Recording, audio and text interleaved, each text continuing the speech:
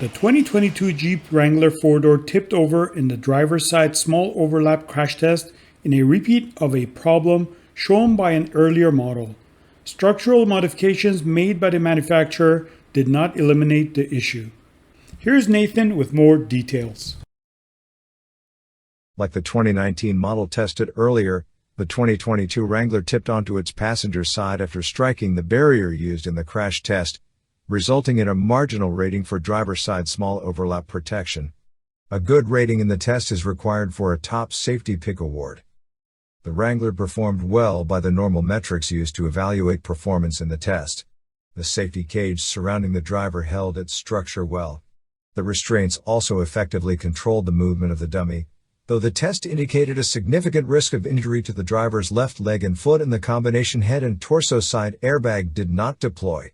However, tipping onto its side presents an additional injury risk beyond what the standard criteria are intended to measure, in part because this test does not include a dummy seated on the passenger side.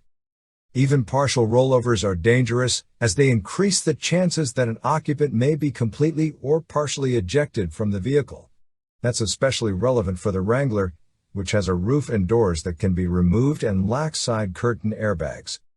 The manufacturer had been working to address this issue since the test of the 2019 model brought it to light. Redesigned in 2018, the Wrangler was eligible for a driver's side small overlap rating based on manufacturer testing because the model's previous generation earned a good rating in the test.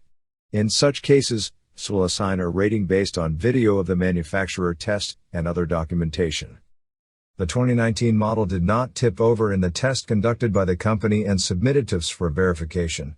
However, it tipped in IIHS test conducted as part of an audit program designed to ensure the integrity of the verification program, and then again in a subsequent retest requested by the company.